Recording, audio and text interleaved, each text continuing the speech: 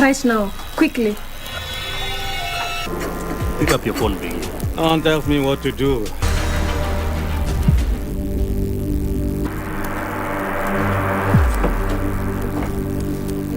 Gonga? Who's he? Hey! Talking to your mother here is not a solution. So I know my time. 4 hours, Biggie. Thank you for the cup of tea, buddy. Kuna shida? So why will he respond to your WhatsApp messages and not our calls? Who's this?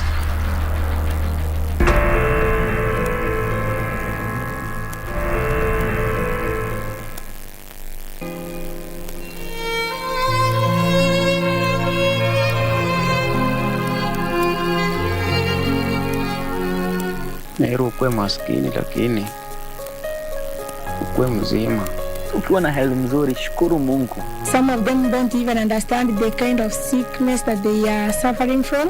But thank you because through Mama here, we have seen the hand of God. Nashukuru, nilitibiwa, sasa naendelea kupona. Lakini mlisupport, nikaweza kupona, sasa niko na raha. Mungu awabariki. Nilikava kabisa, niko na furaha sana. The only show that is transforming lives.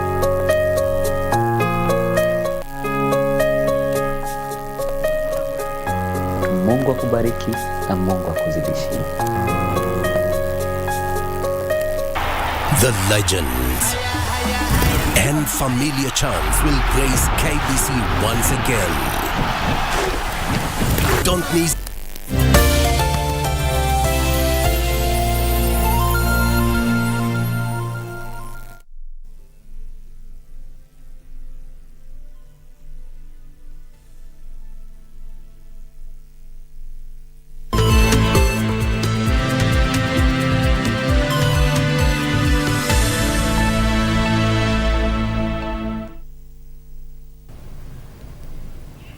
Good afternoon. This is Lunchtime News. We have a comprehensive bulletin lined up this afternoon. My name is Jackie Wambiru. Our sign language interpreter is Byron Abule. And now to kick us off, let's take a look at the first story kicking off our bulletin. And Agriculture Cabinet Secretary nominee Mithika Linturi has accused the Directorate of Criminal Investigations of framing him and twisting a case to charge him of rape.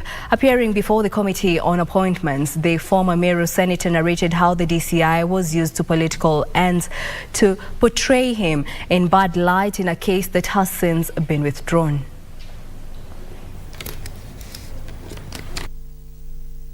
Former Meru Senator Mithika Linturi appeared before the Committee on Appointments to justify his suitability to head the agriculture docket. Linturi was faced with a litany of questions regarding his integrity.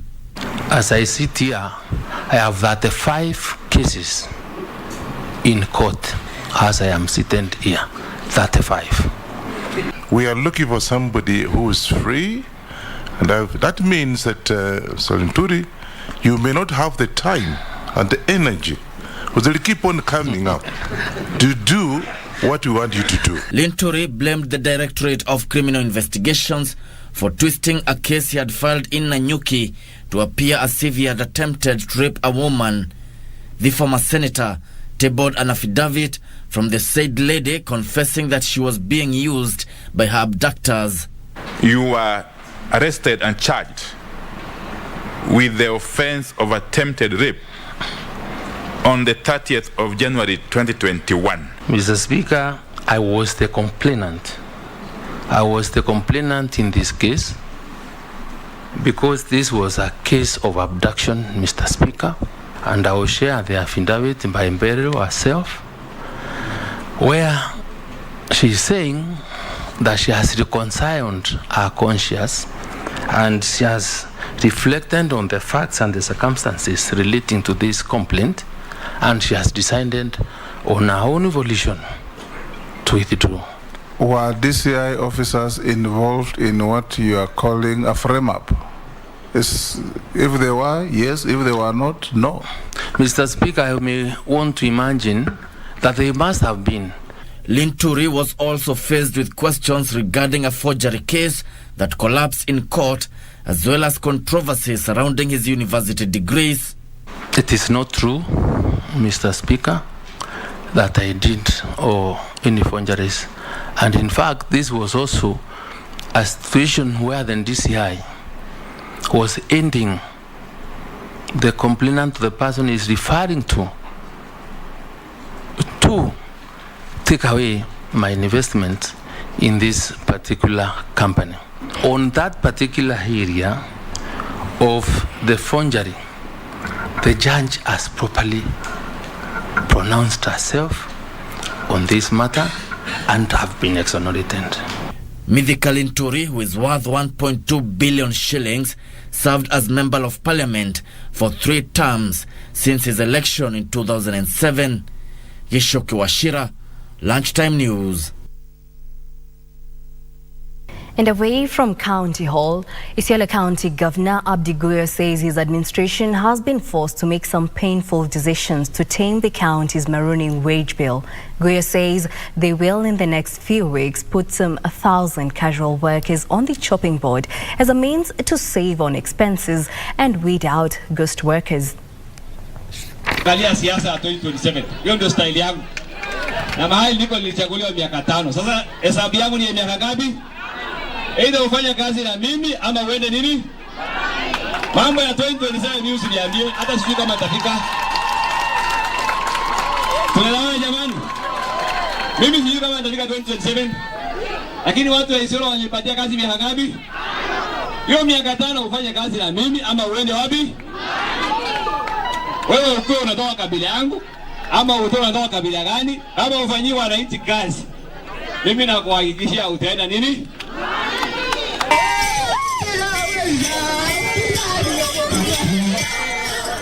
In other news, a family in Ihondo, Naivasha, is in distress following the mysterious disappearance of their 2 children, a boy aged 14 and his 4-year-old cousin, were last seen on Friday last week along the Nairobi-Nakuru highway. The family is now calling on anyone with information that may lead to the whereabouts to volunteer it to the nearest police station.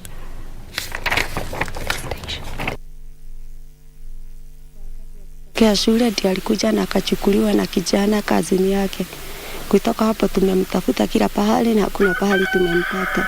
Kitu ambayo haieleweki kwa sababu kijana ni mtoto. Msichana nako ni katoto. Kwa hivyo sasa hii ni kitu huwezi sema ya kwamba kijana ndiye alichukua mtoto akaenda na yeye ama au wawili walichukuliwa wakaenda na mtu mmoja ama mtu mzima. Sasa hiyo ni kitu haieleweki kwa sababu hao wote ni watoto. The Lamu County government has established a task force to address the biting hunger and drought that has affected more than 20,000 families in the county. The task force, which comprises officials from the county, national government and development partners, is expected to draft long-term remedial measures against the drought. More than 10,000 people have been affected by drought in Lamu East. In Lamu West, the situation is no different as locals go for days with little to no water. Lamu County Governor Issa Timami says the national government has already disbursed relief food which will be distributed to the affected families.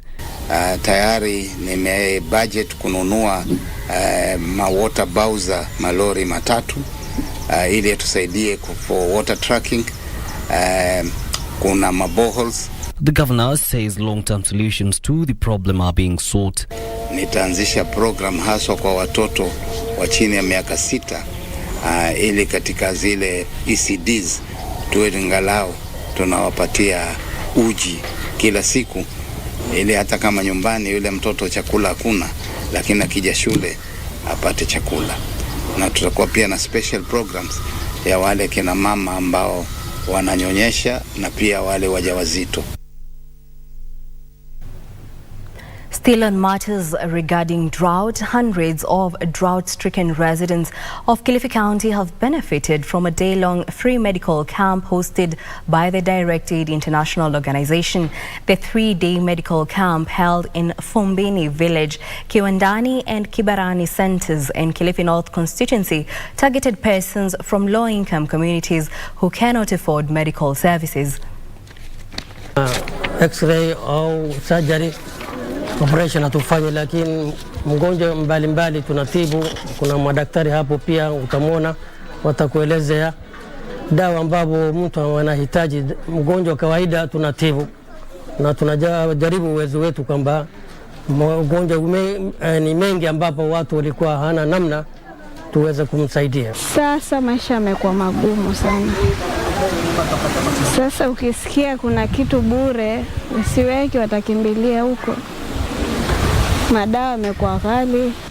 Nasema asante kwa sababu watu wetu leo wameweza kunufaika, watapata madawa, na wanapopata madawa wafate vile sheria ya madaktari wanavyoagiza ili kile kidogo chao wakaweze kujisaidia. A section of leaders from Narok County have condemned bribery and other acts of corruption during the ongoing Kenya Defence Forces recruitment exercise in the county, led by Narok Governor Patrick Ntutu. The leaders said many families have been left poor as some recruiting officers collect money from them with a promise that they will assist their children to get enlisted to the Kenya Defence Forces. During the Mashujaa Day celebrations held at DHB Kilgoris Primary School in Transmara West Sub-County, leaders from Narok County led by Governor Patrick Ntutu claimed that ongoing military recruitment exercise in Narok is riddled with corruption and bribery claims. Sasa hii tunaambiwa watu wameuza mashamba ndio waajiriwe kama polisi. Kazi yenye anafanya miaka kama 20 bila kurudisha hiyo pesa yenye alitumia kununua hiyo kazi. That employment is free. Na tunataka kuomba wakati vijana hawana kazi, kwa nini unachukua pesa yao? Tunataka vijana kama kazi ni 3 wapate, lakini wapate free of charge. Parents wasilipe tena pesa ya kusema ati tunaonga ndio tuandike. Mheshimiwa Rais William Samoei Ruto amesema hatutaki corruption kwa kuandika watoto wetu. The leaders pledged to end the trend which they claimed has seen unsuspecting residents pay huge amount of bribes to unethical recruitment officers with a promise their sons and daughters will join the forces. This time around, wacha sisi tuhakikisha ya kwamba tunakuja kusimama hapa. Mimi ndaenda labda 3 ama 4. Nyinyi kwa sababu wewe ni mheshimiwa wa hapa, kuja simama hapa. Wacha hiyo watoto wakimbie, warudi waandikwe vile wanaandikwa, lakini tunaona parents wasilipe tena pesa ya kusema ati tunaonga ndio tuandikwe. Narok County Commissioner Isaac Masinde called on the residents to report any incident of corruption to his office, saying most incidences are swept under the carpet. Niambie wananchi tutakuwa tuna monitor very closely kupitia kwa county security team na viongozi. Kama kuna ile recruitment hapa tutakuwa tunakuja hapa tuhakikishe kwamba wananchi wasiitishwe hongo ndio waweze kuajiriwa kazi. Ben Chumba, Lunchtime News. I cross over to Kilifi County, where leaders in Malindi Sub-County have called for concerted efforts to improve security in the Malindi town and its environs in order to attract tourists. Residents have been urged to volunteer information that may help reduce criminal activities in the sub-county. Malindi Deputy County Commissioner Dhuo Wangugi says security officers are on high alert over rising cases of insecurity in the region. The Deputy County Commissioner called on residents to cooperate with security agencies in order to make the sub-county a safer place to live in. Sisi kama wazazi tumefeli. Tumeachilia watoto ati jukumu la mwalimu. Ni jukumu la mwalimu ndio, lakini jukumu la mtoto linaanza kwako wewe mzazi. Jua marafiki za watoto wako ni nani. Taka kujua kila mara mtoto wako anafanya nini. Ako wapi, anatembea na nani. Take interest. na maneno mengi tutazuia.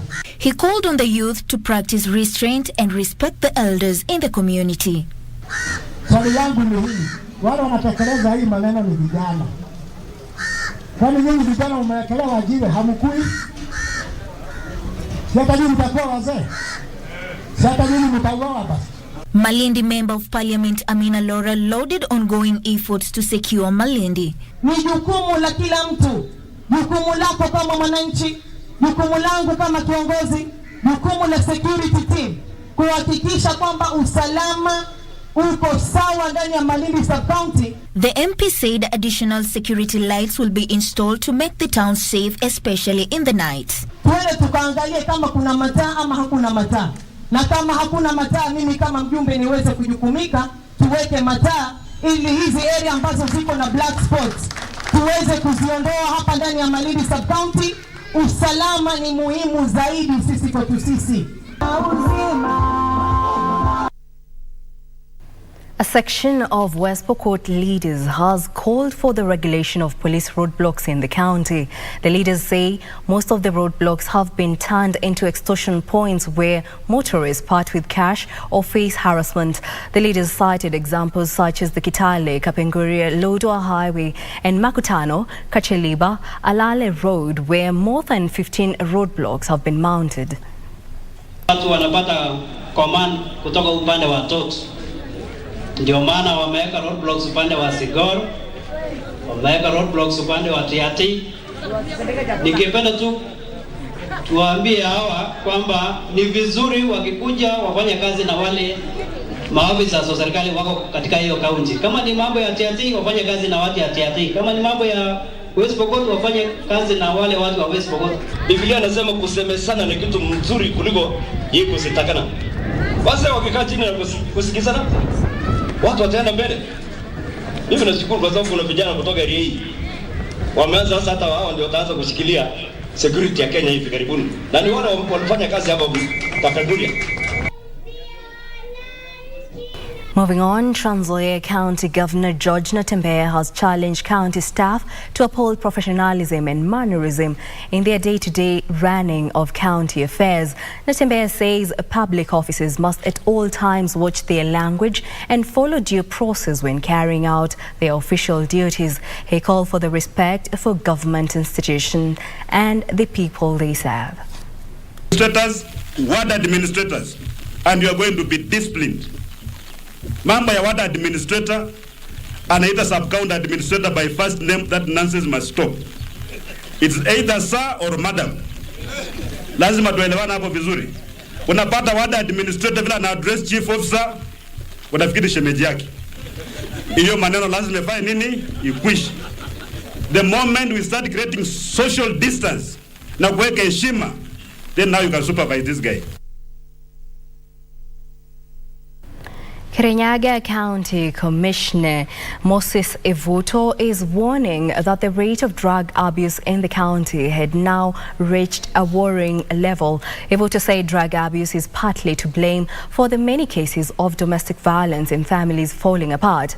Speaking during the Mashujaa Day celebrations, the county administrator warned that the government will crack hard on peddlers and their finances.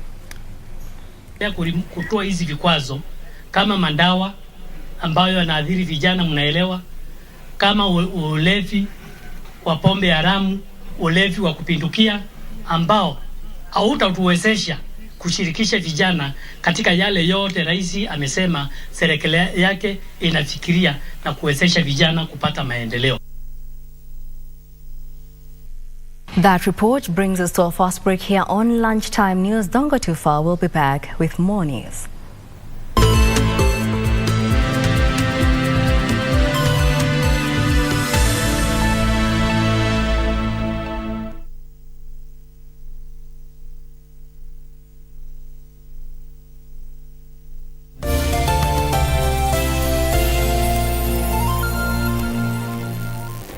Do you have a news story to share with KBC? Get in touch swiftly on email news@kbc.co.ke or call 0723 892 654 or 0734 780 124. The legends and familiar chants will grace KBC once again. Don't miss. At KBC Channel 1, we put people at the heart of events with our captivating weekly news features. Every day, we are breaking new grounds with informative, entertaining, and inspiring human interest stories. On Mondays, 9 p.m., we have The Cabinets. Tuesday, 9 p.m., we get inside the barracks for military tales. We delve in the world of cinemas and theater each Wednesday night. For the young and industrious, make a date with us every Thursday at 9 p.m. Fridays are dedicated for my culture. On Saturdays, we go back in time for history in perspective. And on Sundays, we get to know the process of how things are done and made. KBC Channel 1 News features a whole lot of wonderful viewing experience.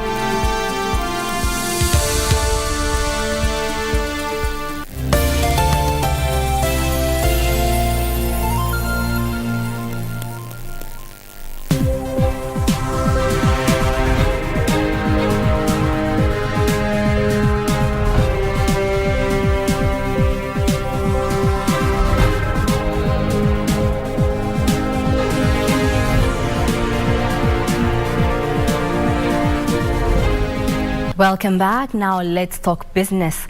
Agriculture Cabinet Secretary nominee Mithika Linturi says he will accelerate the rollout of genetically modified organisms in the country. Linturi has defended Cabinet's move to lift the ban on GMOs, saying there is no official research that shows that they are harmful to humans and the environment. The CS nominee has further said he will deepen the use of warehouse receipt systems to help farmers access cheap credit and storage facilities. Last month, the Cabinet approved the cultivation and import of genetically modified organisms, lifting the ban that was imposed by the government in 2011. The decision has generated mixed reactions in the public domain. Appearing before the Parliamentary Committee on Appointments, Agriculture Cabinet Secretary nominee Mithika Linturi has said he will work with all relevant institutions to hasten the adoption of GMO crops in Kenya. Linturi said the only way to deal with the food crisis facing the country is through the adoption of latest technology and mass irrigation systems. The CS nominee has further said he will introduce a countrywide farmers database to streamline the sector and ensure efficient disbursement of subsidies. We also may have to go an extra mile to educate our farmers on what best crop grows where. And with that kind of data, then we will be able to maximize on productivity and avail information to our farmers so that you do not plant barley in an area that requires you to plant rice. The committee also quizzed the CS on what he plans to do to boost struggling subsectors like dairy, livestock and aquaculture. Farming in coconut, in cashew nut, in Bixa at the coast has not been given the due attention that it is supposed to have.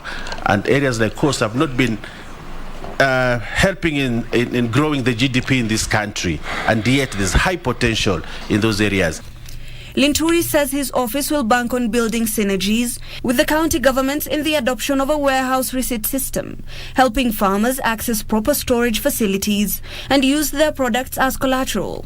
Parliament approved the Warehouse Receipt System Act, providing a legal framework for its development and governance. What are your plans to ensure that farming becomes profitable and that the farmers are assured of predictable income, so that you can capture these young people who are unemployed? Many of them are afraid of that, and many of them, because of failure for a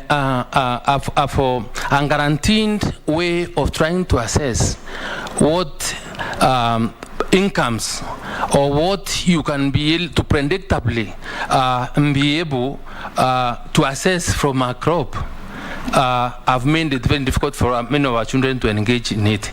Hibak Said for Lunchtime News.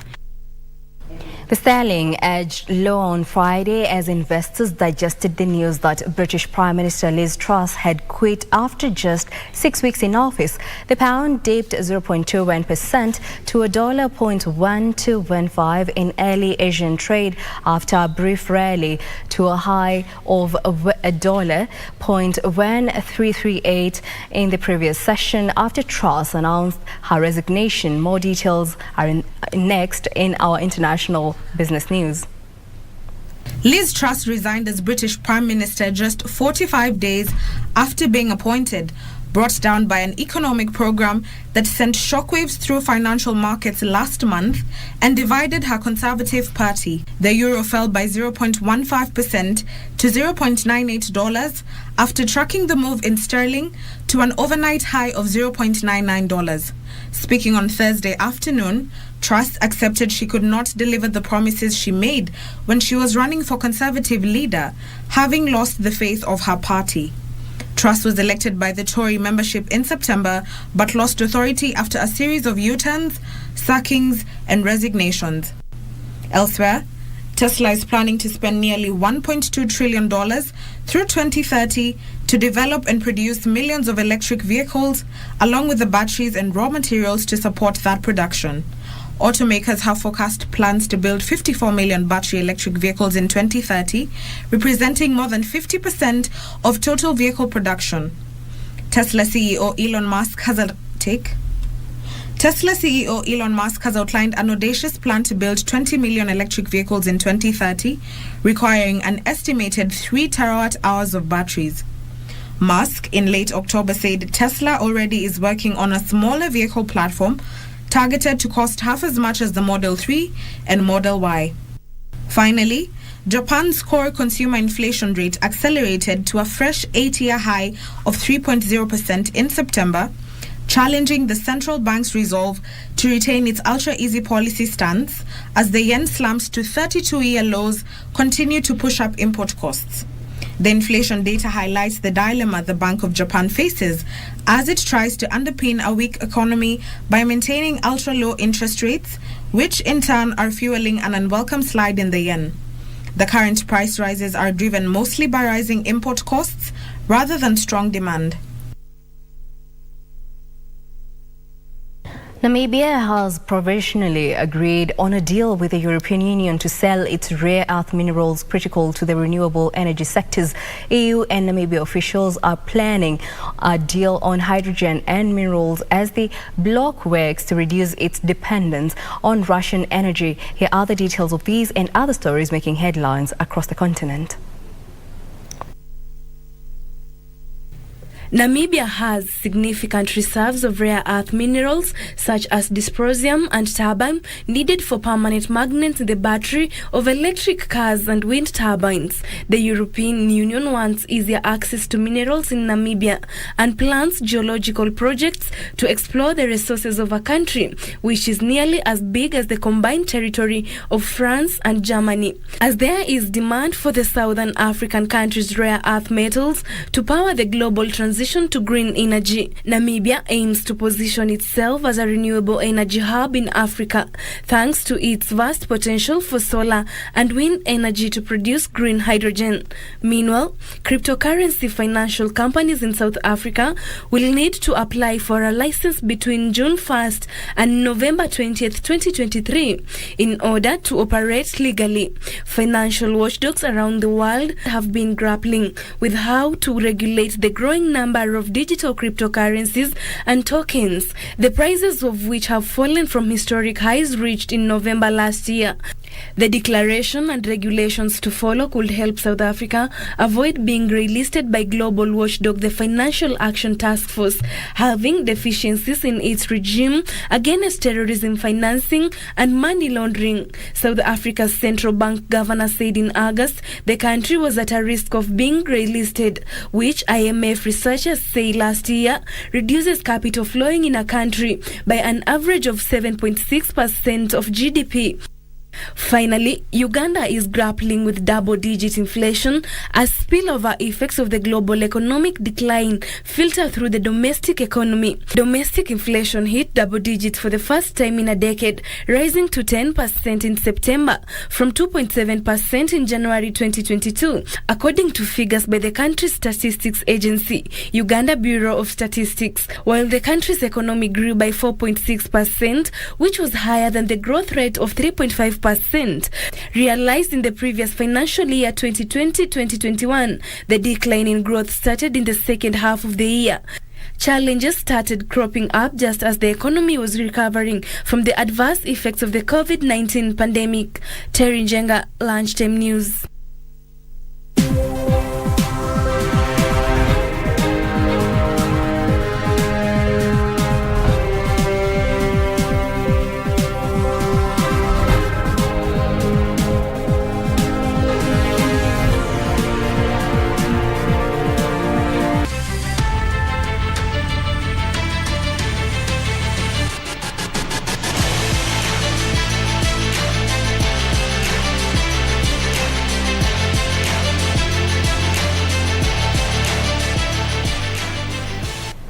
And now in the sports arena, the inaugural Kericho Cross Country will be held tomorrow at the Kericho Teachers Training College. Athletics Kenya Kericho Branch Vice Chairman Gabriel Kiptanui said the event is different from the Athletics Kenya organized National Cross Country Series since not all races are on the card.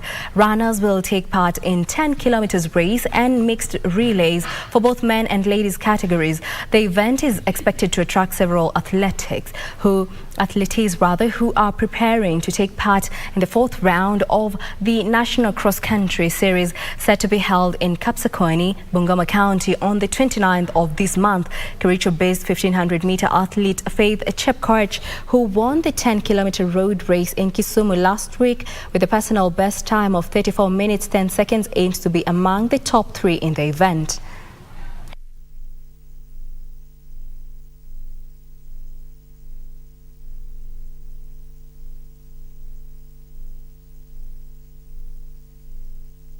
Strathmore University ladies continued their unbeaten run after sinking USIU ladies 2-1 in the Women's Hockey Premier League. This was Strathmore's first match of the second leg, and they topped the league table with 21 points, while USIU lies fourth with 8 points. Kipsang Tamnai and Grace Buire were on the target for the visitors, while Perez Akinyi scored the consolation for the hosts. Strathmore University men were held to a goalless draw by United States International University in the return leg of the men's Premier League stage at City Park, Nairobi. The results saw Strathmore and USIU maintain their 4th and 8th place on the 10-team log with 17 and 14 points respectively. Earlier on in the Super League matches, Multimedia University ladies suffered a 3-0 loss to the University of Nairobi ladies, while KCA University fished 7 goals from the Technical University of Kenya men's team. The match ended 7-4.